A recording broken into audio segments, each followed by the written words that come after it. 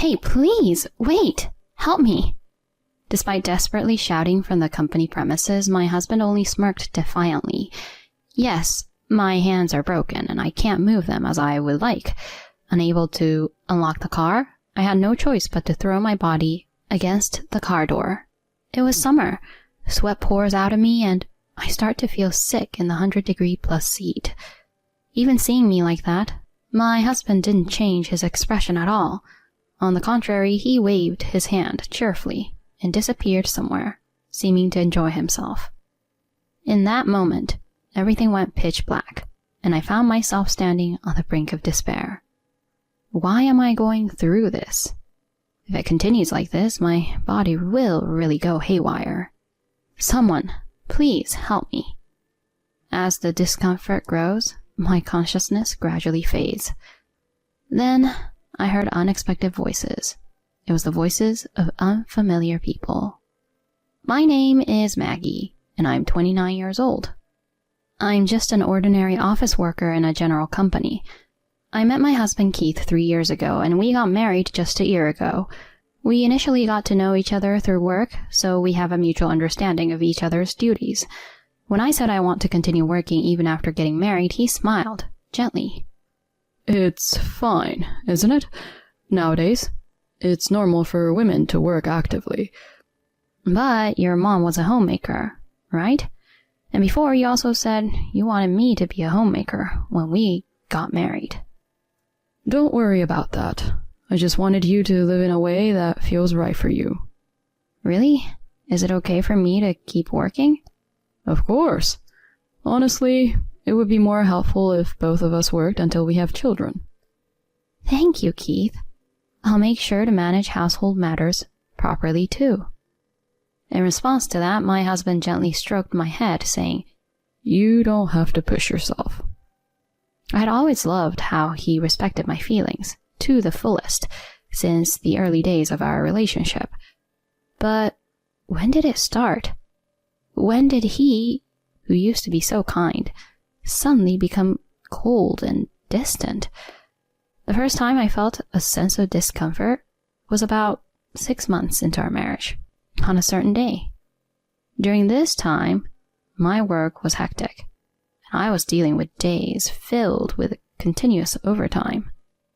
With a lot on my plate, and having assumed a managerial position at a young age, I had to approach my duties with a sense of responsibility. On the other hand, my husband's company rarely required overtime. Since promotions were mostly based on a fixed schedule, he usually returned home earlier than I did. On this particular day, when I returned home, I found my husband lying on the sofa, playing video games. His suit and socks were strewn about, and there was no preparation for dinner. The used dishes were left as they were. Suppressing in a sigh that seemed ready to escape, I rolled up my sleeves and started doing the dishes. At that moment, without turning his face towards me, my husband continued to focus on the game screen and casually said, Hey, is dinner ready yet? I'm pretty hungry, you know. Upon hearing those words, my hands, which were washing dishes, came to a halt. The juggling act between work and household chores seemed to have reached its limit for my mind and body. Normally, I could have brushed it off with a sorry or I'll prepare it soon, but on this day, I just couldn't ignore my husband's words. Still standing in the kitchen, I suddenly realized I was raising my voice at him. What's that about? I just got home, you know. If you're going to say that, couldn't you at least do the dishes or make some simple side dishes? Huh? Why me? Aren't household chores your responsibility? My responsibility? Why? We both work. Well, you brought it up. When we got married, you said, I'll do my best with household chores too. Of course, I said that. But does that mean I have to take on all the burden? Isn't that unfair? Then quit your job. Well, my salary isn't that high, and I can't afford to give you an allowance. But if that's okay with you, I can do that. What is that? I never expected to hear such things, and I found myself at a loss for words. Standing there, dumbfounded, he chuckled as if mocking me. What? Were you thinking selfishly? Like wanting to work but not do household chores or something? No, that's not it. I just want you to help out a bit. Help out? Didn't you decide to handle both work and household chores on your own? Why should I have to help? It just doesn't make sense. Isn't it normal for couples who both work to share household responsibilities? I never thought you'd say something like that. Huh? Don't shift the blame onto me. You decided that on your own, so take responsibility for it. Okay? My husband, almost spitting the words out, said that, and once again began to focus on the game. Unable to retort any further, I held back the welling tears and could only desperately continue with the household chores. Why do I have to go through all this alone? We are a married couple. Couldn't he help a little? I just want to have a happy marriage. What's wrong with that? From this day onward, my husband's words and actions escalated rapidly. Even if he came home late due to overtime, he started hurling abusive words at me. Hey, why are you always so late?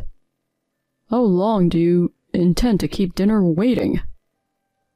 Sorry, but I did tell you beforehand that I would be late today before leaving for work. Huh? Like I would know that? You're using work as an excuse. Typical of a woman to abandon household chores. No, I didn't mean to neglect chores with a broom. Then, what is it? The result of prioritizing work is this, right? Ah, I thought I married a good wife, but I feel like I've been betrayed. You don't have to say it like that. Faced with me on the verge of tears, my husband sighed as if it were a bother. The kindness reminiscent of our early days of dating was nowhere to be found, replaced only by harsh words. Each day, my mind and body approached their limits within this challenging routine. Despite that, what made me want to continue the marriage was the presence of my in-laws. They lived about an hour away by car from our modest apartment, and they regularly visited, bringing delicious cakes and sweets from my favorite shops. Each time, they would speak kind words to me. I loved how they treated me with affection, like their own daughter. Today, once again, my in-laws showed up with smiling faces. Today, Mom and I stopped by Maggie's favorite shop, and they had a new dessert on sale. Oh, come on. We were so excited and bought it all for Maggie. It genuinely makes me happy when they take actions with me in mind. Accepting the paper bag handed over by my father-in-law, I expressed my gratitude with a beaming smile. Thank you so much, Mom and Dad. I'm really grateful for your thoughtfulness. Always. What are you saying? Maggie is our precious daughter, so it's only natural. Keith seems to be inviting you, and I'm grateful for you for marrying someone as lovely as you. No, it's not like that. I'm always causing trouble for Keith. What are you talking about? Keith is the one causing trouble, isn't he? He's the type who doesn't do any household chores. That's right. That kid has a bit of a sloppy side. If anything happens, feel free to consult with us anytime, okay? Sorry. As they were having such a conversation, my husband barged in at just the right moment. He pulled me close and began to act like a happily married couple. Both Mom and Dad worry too much. We get along really well, and we share the household chores properly. Really? I can't believe you can do such skillful things. That's right. You're just handing everything over to Maggie. That's not true. I do my share of household chores since Maggie is working, you know. What about it, Maggie? I shuddered involuntarily at my husband's smiling face. How could he tell such lies as effortlessly as breathing? Nevertheless, I couldn't afford to cause trouble for my in-laws because of me. I desperately responded with a smile that said, "Yeah, it seems that way." Seeing that, my in-laws smiled happily. That's right. I must not ruin this happiness. For the sake of my beloved in-laws, I had to endure. Every time my in-laws visited, I repeated the act of pretending to get along well with my husband. One day, something happened. After work, I fell on the stairs at the station, resulting in fractures in both arms. Bystanders called an ambulance, and I had to be transported to the hospital for emergency treatment. I was forced to stay in the hospital for a while. Since my job involves using a computer, this injury could impact my work. When I contacted the company and explained the situation, they told me not to push myself and take a break, so I decided to take about 2 months off. Both the injury and the need to take time off from work were entirely due to my own carelessness, so there was no helping it. But what saddened me the most was that my husband didn't visit me once during my hospitalization.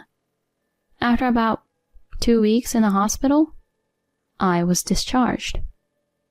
I had informed my husband of my discharge date, but there was no response from him. Maybe Keith won't come to pick me up after all. Unable to move both arms, I couldn't carry my belongings and take the train home.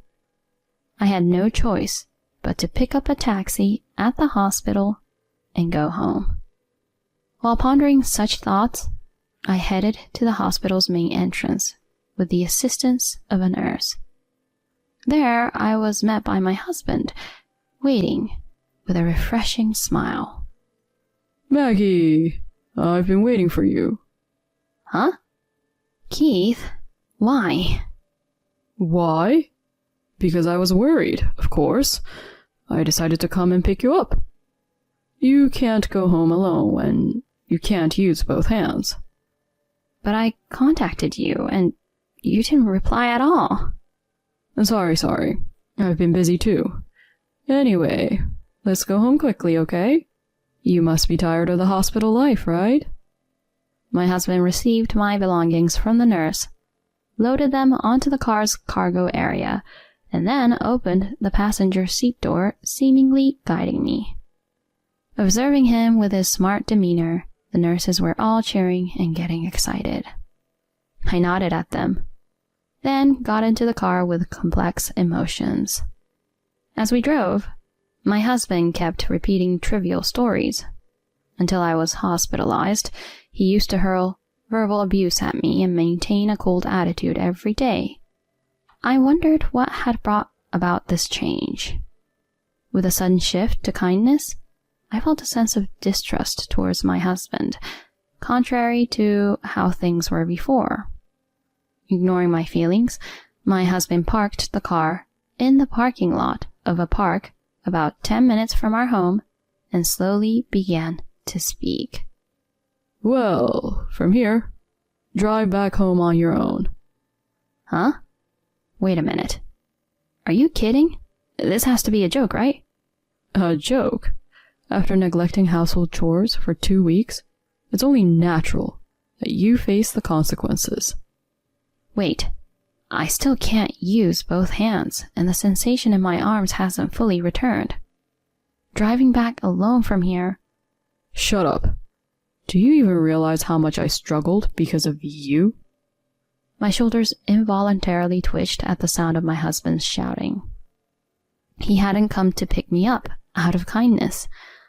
He considered my 2 weeks of hospitalization as neglecting household chores, and had purposely come to pick me up to administer punishment, specifically to make me drive.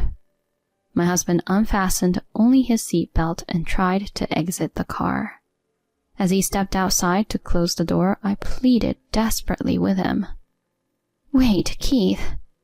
Once I've healed, I promise I'll take care of the household chores properly. You've been slacking off for 2 weeks already, haven't you? Excuses won't work now. Please, forgive me. If I'm left behind in this intense atmosphere at work, it will only get worse by the time I reach the venue. I don't care. Fix your hands quickly and come out on your own. That's... The husband coldly uttered his words and forcefully slammed the car door shut. To make matters worse, he locked it from the outside. Hey, please, wait, help. Desperately, I raised my voice from inside the car. However, the husband just smirked mockingly. The sensation in both hands has yet to fully return.